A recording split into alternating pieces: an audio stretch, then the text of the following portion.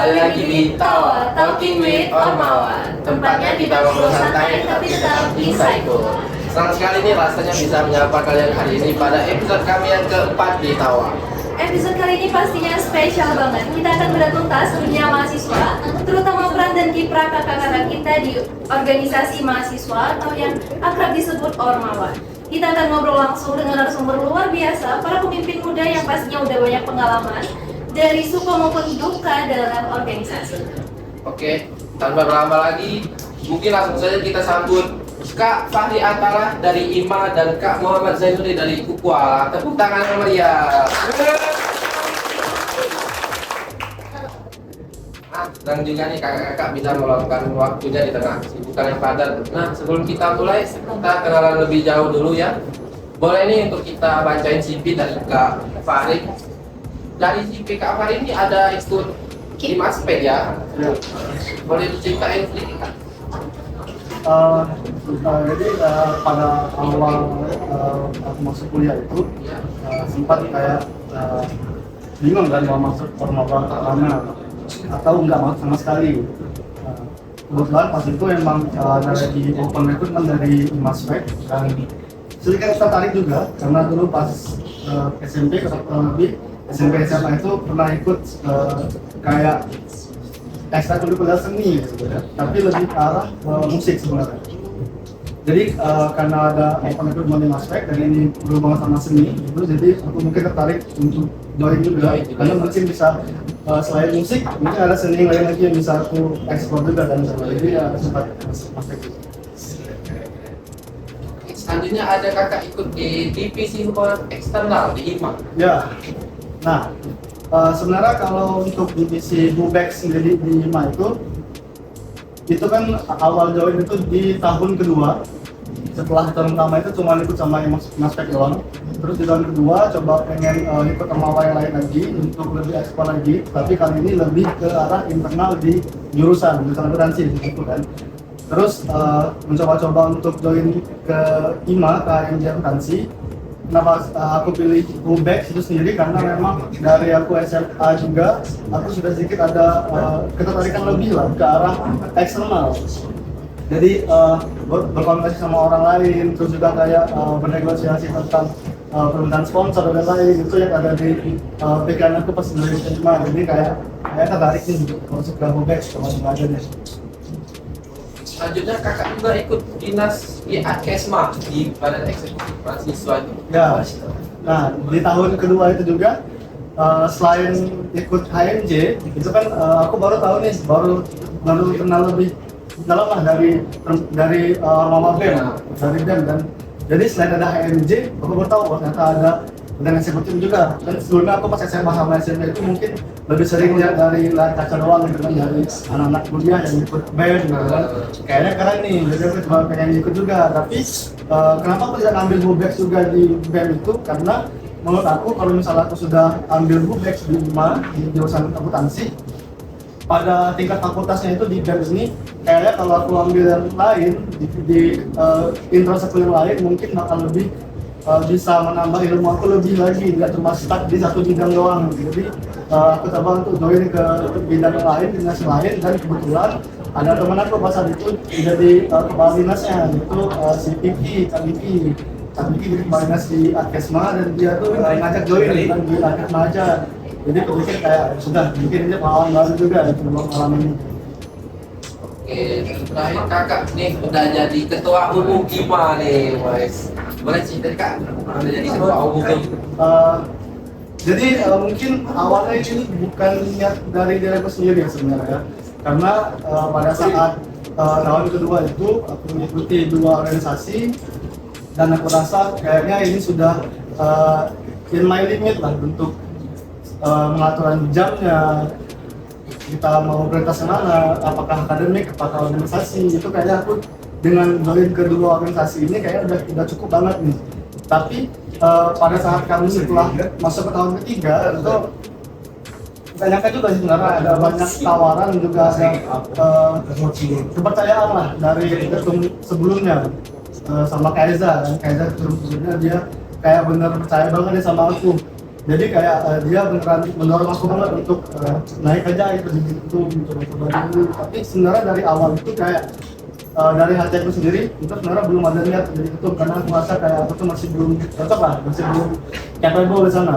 Tapi alhamdulillahnya karena banyak kepercayaan dari orang-orang lain juga, dan juga orang tua aku sendiri juga ngerestuin juga kalau di YouTube. Jadi kayaknya ya udah deh, nggak ada salahnya juga kita kita untuk pegang channel lain ini, kita coba-coba deh untuk ekspor lagi kemampuan. Oke sekali sejarah. Nah, selanjutnya kita ke kakak Muhammad Zainuri.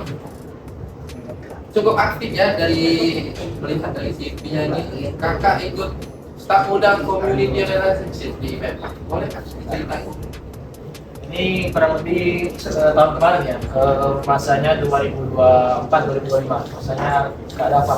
Itu saya memilih jadi staf muda relasi itu lebih baik sih. Kalau di BEM itu kayak batch tahu ya, tapi dia digabung tuh. Kalau batch dan apa hantar itu dalam satu departemen ya. Dan kebetulan saya di setelah departemen itu ada divisi lagi, divisinya itu divisi yang dipimpin oleh Kak Citra, batch tahun kemarin kebetulan. Nah di sini lumayan aktif karena ini kan karena Ormawa yang MEPA ini merupakan rumah utama bagi ekonomi bangunan. Jadi saya lumayan tertarik untuk mengikuti dan melihat bakat saya lumayan juga dari kontak persen atau dari darah hubung juga. Itu saya memilih fix untuk memilih community relation. Jadi departemen utama saya di Ormawa. Sebetulnya itu bukan Ormawa pertama yang saya ikuti, tapi UFWA dulu saya ikuti. Tapi kita bahas dulu yang Oke. Baik, selanjutnya kakak udah jadi di ketua umum UPWA. Oke, Boleh kan? mungkin saya ceritain waktu dari ini ya, waktu saya pertama kali join UPWA. Nah, pertama kali join UPWA itu ketika angkatan 2023 pertama kali di bulan Agustus, betul. Nah, UPWA itu buka open recruitment itu bagi maba baru angkatan 2023. Saya join dong karena saya merasa kan saya dulu itu background saya memang di keislaman karena saya lulusan di Pondok Pesantren, jadi saya merasa cocok untuk ikut LDF, lembaga dakwah fakultas sebelum saya mengikuti LDK. Cuman karena memang waktu mepet atau open recruitment itu sudah tutup, saya kontak nih ini panitianya, Kak bisa nggak ikut karena saya mau banget ikut. Kebetulan 3 teman saya juga mau ikut. Kebetulan jadi EV semua, dan ada saya, ada Kak Izut yang sekarang jadi wakil ketua umum UPWA, dan ada Kak Kevin tapi dia udah stop out dari. Nah, singkat cerita, itulah diwawancara. Kebetulan yang wawancara itu adalah ketua BEM sekarang, Kak Salman. Kebetulan, karena dia dulu masuk UPWA juga di bagian sekretaris jenderal, sekjen. Nah, singkat cerita, karena sudah selesai di UPWA, jadi pindahlah ke rumah utama yaitu di MEPA. Nah setelah di MEPA sudah selesai, balik lagi ke rumah dulu yang pertama kali kita ikuti yaitu UPWA, dan menjadi versi yang lebih baik yaitu jadi ketua umum. Keren. Kalau tetap padat, sibukannya lebih tetap produktif juga ya guys. Oke, ngomong-ngomong soal Ormawa nih Kak, banyak yang bilang masuk Ormawa itu kayak masuk keluarga baru. Boleh cerita sedikit dong Kak Fahri dan Kak Jing, gimana sih sejarah Ormawa IMA dan UPWA, kenapa didirikan dan apa visi misi awal? Boleh, Jadi awalnya IMA itu kan dari aku pelajari ya, dari sejarah IMA. Jadi IMA itu awalnya itu kan ada 2 versi, itu yang pertama di Indonesia, itu di Palembang. Jadi pada sekitar tahun berapa di awal didirikan itu, IMA itu masih ada 2 versi, satu namanya itu himpunan mahasiswa jurusan akuntansi (HMJA), dan satu lagi itu emang namanya sudah ikatan mahasiswa akuntansi. Yang HMJA ini sendiri itu basisnya itu di Indralaya. Kalau IMA itu sendiri basisnya itu di Palembang. Nah, pada awalnya itu 2 Ormawa ini itu kan walaupun dari jurusan yang sama, tapi mereka ini tuh ada sedikit bisa tegang lah, mungkin atau tidak saling bertokan mungkin kemarin, dan mereka berbeda visi juga. Pada tahun 2016an mungkin kalau nggak salah, barulah itu digabung IMA itu, ya. digabung jadi satu menjadi kita mahasiswa akuntansi yang kita sekarang. Nah, IMA sendiri juga mungkin agak berbeda atau mungkin sama ya sama HMJ lain, tapi dalam IMA sendiri itu semua orang yang mendaftar masuk IMA itu menjadi pengurus harian aktif di IMA. Tapi untuk mahasiswa akuntansi sendiri itu sebenarnya hitungannya sudah jadi anggota IMA sebenarnya. Jadi seluruh anggota akuntansi itu kalau misalnya IMA ini memerlukan mereka untuk jadi sumber daya itu masih legit, masih bisa karena memang tergolong sebagai staf IMA tapi mungkin staf pasif hitungannya. Itu kalau menurut Mas ini. Oke, lebih ke sejarah.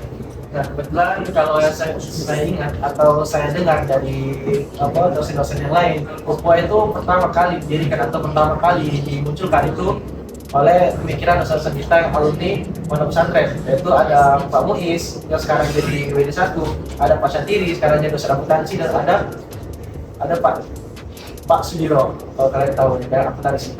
Nah, kebetulan dari berbagai dosen-dosen ini yang dulunya mahasiswa itu alumni pondok, mereka tuh berkeinginan ada suasana Islam atau ada suasana yang bisa menjadi naungan itu bagi mahasiswa muslim untuk melanjutkan organisasi secara bebas. Karena mungkin mereka keterbatasan, mungkin kalau di BEM bagi mahasiswa yang mahasiswi terutama bagi mereka yang mau belajar ilmu agama itu terlalu terbatas kalau untuk mengikut yang lain. Nah, makanya diadakan UPUA untuk mereka untuk lebih mendalami Islam versi mahasiswa. Nah, kebetulan UPUA ini pertama kali dibentuk itu di Masjid Al-Iqtisad, kalau kalian tahu. Masjid Al-Iqtisad itu Masjid FK sekarang yang musola ini. Ya, itu namanya Al-Iqtisad. Karena kan udah agak masih kurang tahu tentang Al-Iqtisad. Kalau sejarah lain mungkin itu aja secara singkat ya.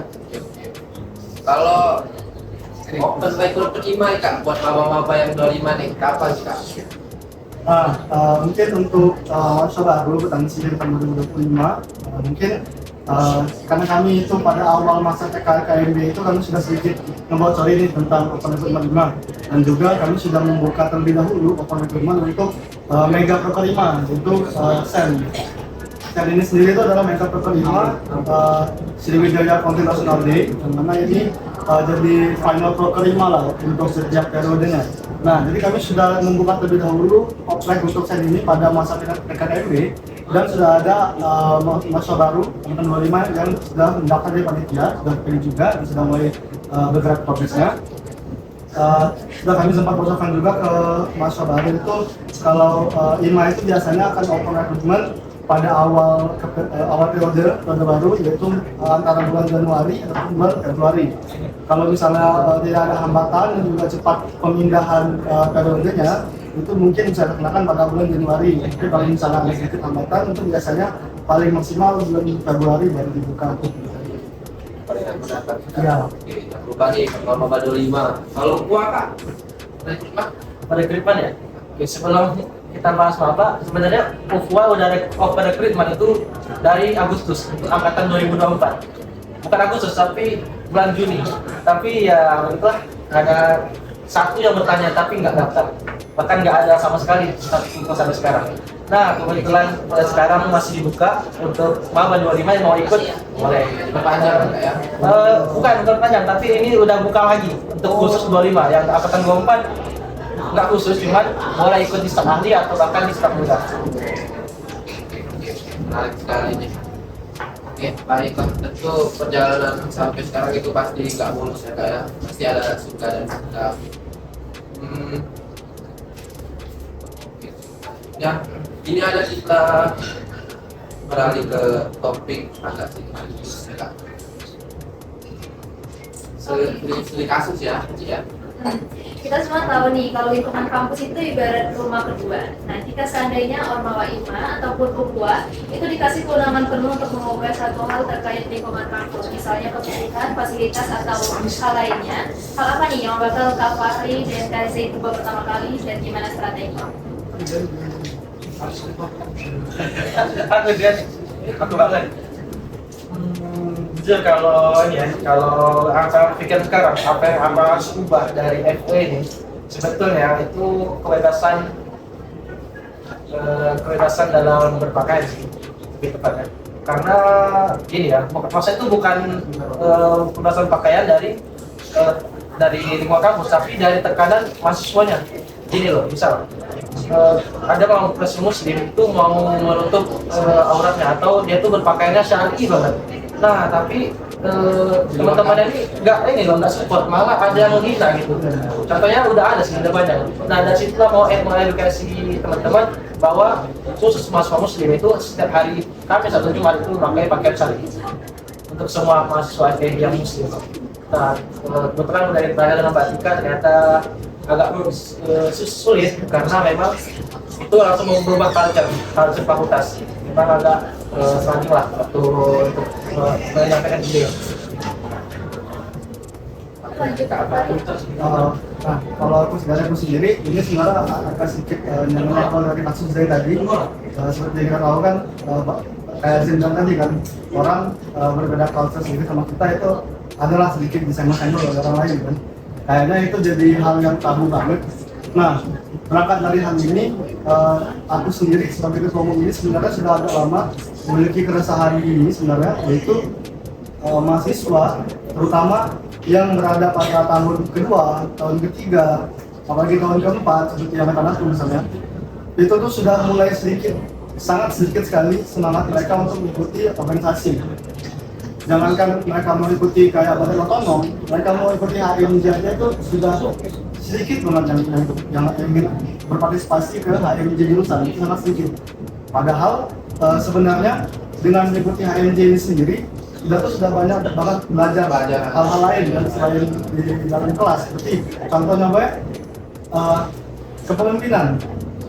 Jadi kayak ibu yang nggak ada di ya, ada orang yang mungkin agak berbeda sama kita, visinya atau mungkin pemikirannya itu sebenarnya tidak harus kita anggap berbeda, tidak harus kita kotak-kotakan juga. Nah, berangkat dari sini, kalau ada yang ingin aku ubah dari fakultas ekonomi ini, mungkin aku ingin banget untuk pihak dekanan, terutama yang membawahi fakultas kita, itu aku ingin banget untuk adain sosialisasi atau apapun itulah yang bisa lebih meningkatkan lagi lah awareness mahasiswa ini bahwa ayo dong ikut organisasi.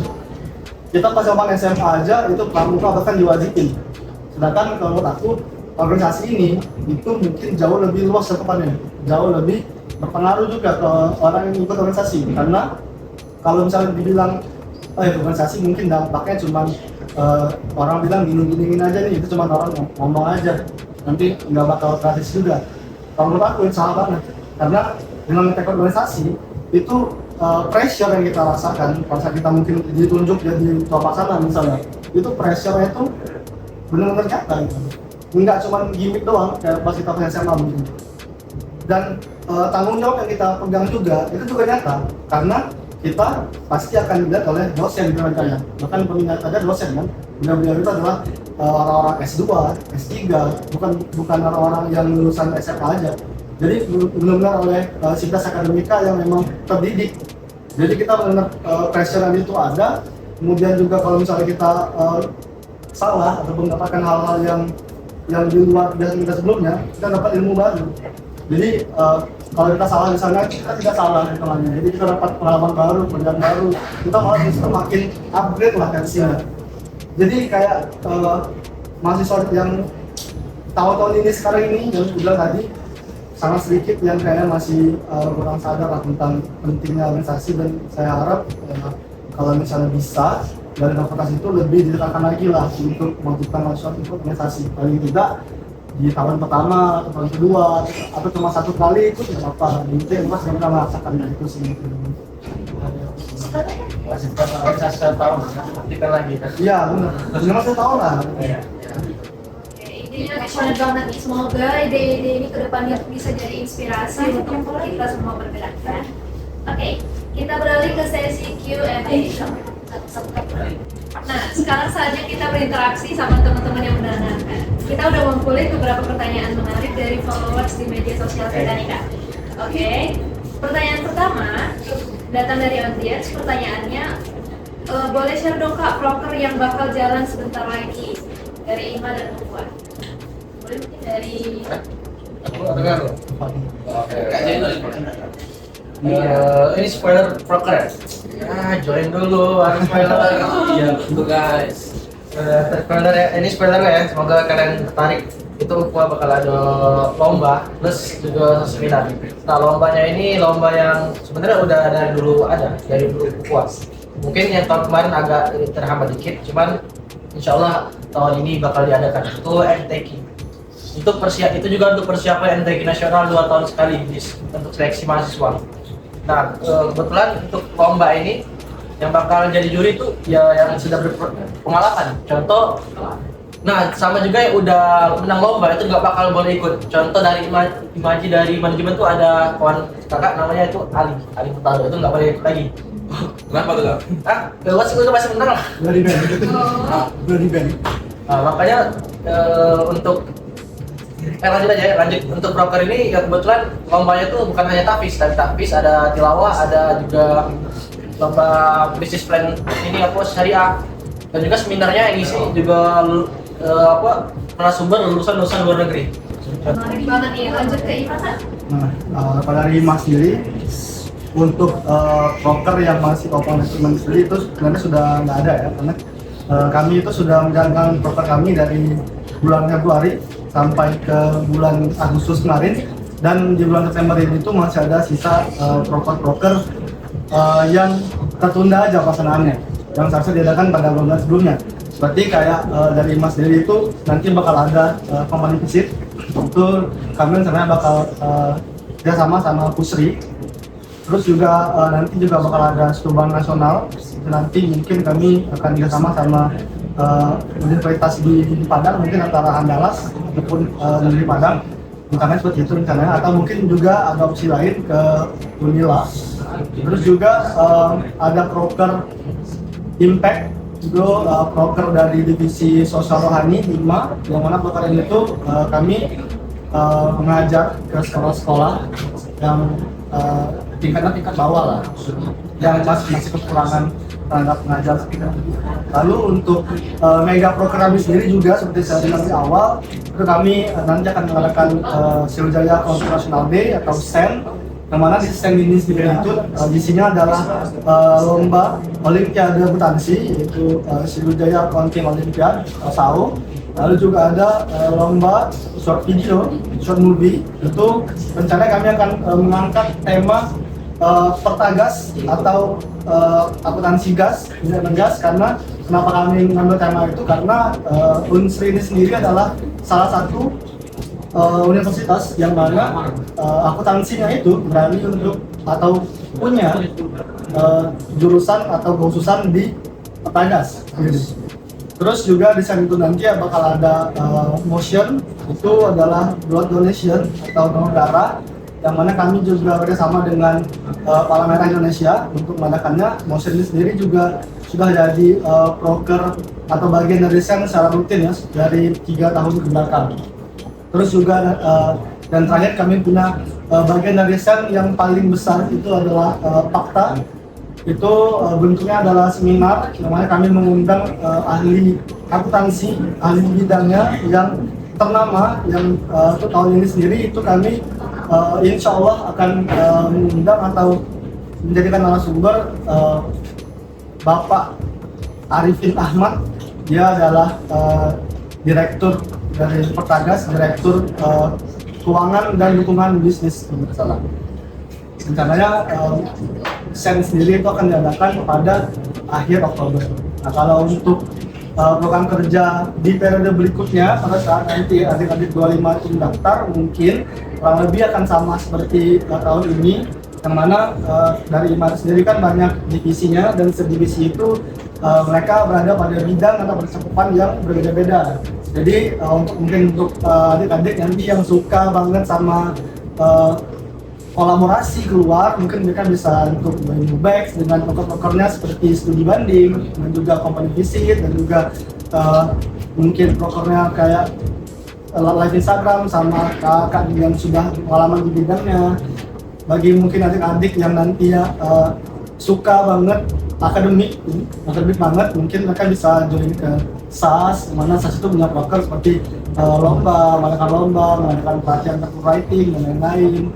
Lalu juga mungkin untuk adik-adik yang senang olahraga ini, mereka bisa juga ke divisi seni dan olahraga. Itu prokernya ya seperti mengadakan perlombaan olahraga, kegiatan olahraga tiap minggunya, dan juga mengadakan acara-acara seni dan juga olahraga lainnya. Rekreasinya lah. Ya. Oke. Jadi dari jawaban kakak-kakaknya tadi kita tahu nih bahwa proker-proker di UPA dan IMA itu menarik banget guys. Oke, kita move ke pertanyaan kedua. Untuk UPA, apa alasan kakak termotivasi untuk membuat organisasi lebih maju dari tahun sebelumnya? Sebenarnya nggak usah dijawab. Pasti ada. Ya, kalau ini sebenarnya bukan yang saya rasakan sendiri, tapi apa yang saya dengar dari teman-teman yang udah berkecimpung di UPA tahun kemarin. Nah, kebetulan tahun kemarin itu sebenarnya aktif, hanya saja dekanat mencapnya itu tidak aktif, sehingga mereka kurang ikatan atau kurang hubungannya dengan dekanat. Nah, maksud saya di sini agar UPA tahun ini itu lebih dekat lagi dengan dekanat, sehingga apapun itu lancar. Misalnya birokrasi itu lancar, mulai proker itu lancar, bahkan dari dananya pun itu lancar. Kalau untuk yang lain kayaknya UPA udah bagus sih dari tahun kemarin. Itu aja yang saya ubah di tahun ini, atau saya tambah lagi tahun ini. Buat UPA lagi nih pertanyaan ketiga. Gimana sih Kak cara bangun organisasi yang sempat pasif? Dari mana ada orang? Kenapa? Aduh, ini kayaknya lebih ini ya. Sebenarnya sulit. Tapi ada ini UPA itu bukan termasuk pasif tahun kemarin loh. Maksudnya itu UPA itu pasif menurut dekanat sih. Karena tahun itu termasuk aktif nih. Bahkan ini untuk membangunnya itu alhamdulillah dibantu oleh alumni-alumni dari UPA yang masya Allah sekarang udah bekerja di luar, bahkan ada yang di luar negeri. Bahkan Pak Muiz pun membantu, Pak Sudiro sekarang yang membina, dan Pak Syakiri membantu. Nah, kalau masalah pasif atau tidak pasif itu ya itu masalah pasif orang-orang ya. Kalau menurut saya itu tidak pasif, masih aktif kan. Tinggal melakukan saja. Kita ke pertanyaan terakhir ya Kak. Gimana tanggapan kakak soal cinlok di organisasi? Sebagai ketua, hal ini jadi suatu masalah atau enggak? Siapa nanya Dari yang Kak sama? Fahri. Sebenarnya pertanyaan ini mungkin ini pertanyaan yang dia terlalu berat ya. Karena kayaknya ini sebenarnya sudah selesai untuk kita urusin di organisasi ini dari kita SMA sebenarnya. Karena sebenarnya ini sudah masuk ke bagian kebebasan kita sebagai mahasiswa ya. Cuman kalau dari aku sendiri, dari pertanyaan tentang itu, dari aku sendiri sebenarnya tidak mempermasalahkan ya. Namanya sunat itu kan urusan hati orang masing-masing. Semua bisa terjadi, walaupun dalam satu organisasi itu ada aturan di mana mereka tidak boleh pacaran. Kalau orang itu memang sudah saling suka, pasti mereka bakal cari cara lain untuk mereka itu bisa pacaran. Ambil jalur belakang misalnya, di luar organisasi mereka bisa pacaran. Yang penting itu di sini bukan bagaimana mereka cinloknya atau mereka cinlok atau tidak. Sebenarnya yang penting di sini itu adalah terutama dari pandangan aku sebagai ketum ya. Yang penting itu tuh jangan sampai mereka cinlok ini tuh mengurangi kinerja mereka lah, mengurangi produktivitas mereka, karena banyak sebenarnya contohnya di mana mereka itu sudah kenal lah nama kita dan mahasiswa kan sudah dewasa juga. Nah, karena mereka itu sudah mulai sering sama pasangannya, akhirnya mereka itu sudah mulai sedikit kabur nih untuk skala atas mereka itu mau bagaimana. Alhasil yang mereka tinggalkan itu adalah tanggung jawab mereka di organisasi. Nah, kalau menurut aku ini justru yang salah. Kalau misalnya mereka memilih hal tersebut, jalan tersebut, ya ini salah karena cinlok itu atau mereka berpacaran itu kan urusan mereka lah, bukan urusan orang lain. Tapi kalau mereka memiliki tanggung jawab di organisasi, itu urusan mereka jelas. Karena kalau mereka meninggalkan tanggung jawab ini tanggung jawab ini siapa yang megang gitu. Jadi itu juga termasuk menurut aku tidak etis lah kalau seperti itu. Karena kita melemparkan tanggung jawab yang sudah diberikan orang lain, bahkan mungkin kita sendiri yang memiliki tanggung jawab itu, tapi karena satu dan lain hal mereka meninggalkannya gitu ya. Bangit lah. Iya, harus diimbangin. Oke, kalau menurut Kak Zain sendiri? Karena ini pertanyaan menurut jawabannya ya. Pastinya haram. Karena apa guys, sebenarnya kalian nggak perlu nanya lagi ke ukhuwah karena ini keislaman ya. Kan sebenarnya Al-Quran itu malah tak perlu berzina innahu kana fahisha wa as-sabila. Oke, mungkin kita nggak perlu ikut campur dengan urusan pribadi orang-orang, hanya saja kalau ini konteksnya organisasi, yang pastinya itu kita saling mengingatkan karena setiap muslim itu pasti saling mengingatkan guys. Berarti benar kata kata tadi, kita nggak bisa membicarakan hal pribadi mereka, ya mereka terserah mau ngapain di luar, yang penting profesional di organisasi. Tapi di sini di ukhuwah kita hanya mengingatkan bahwa berpacaran itu sangat tidak boleh, atau kalian tahu di dalam Islam itu juga haram. Nah, jangan kalian bawa juga di organisasi, jangan bawa juga khusus juga ke LDM, lembaga dakwah fakultas, mana itu berisi dakwah. Karena sesuatu yang buruk itu bakal menyebar. Kita nggak tahu efeknya bakal kemana. Jadi kalian udah tahu lah jawabannya, Pak. Saya tanya lagi. Oke, pertanyaannya udah terjawab semua nih. Makasih untuk jawaban-jawabannya Kak. Semoga dari jawaban Kakak tadi bisa menjawab rasa penasaran dari teman-teman tawa kita. Oke, terima kasih kakak-kakak yang sudah hadir di Talking with Ormawa kami di podcastnya Anak Gen Z ini. Semoga kita bisa bertemu lagi ya Kak di lain kesempatan. Oke, dan untuk teman-teman di rumah nih, terima kasih sudah mendengarkan. Sampai jumpa di episode berikutnya yang kelima. Oke, kami tunggu ya. See you next See you next time. time. Yeay.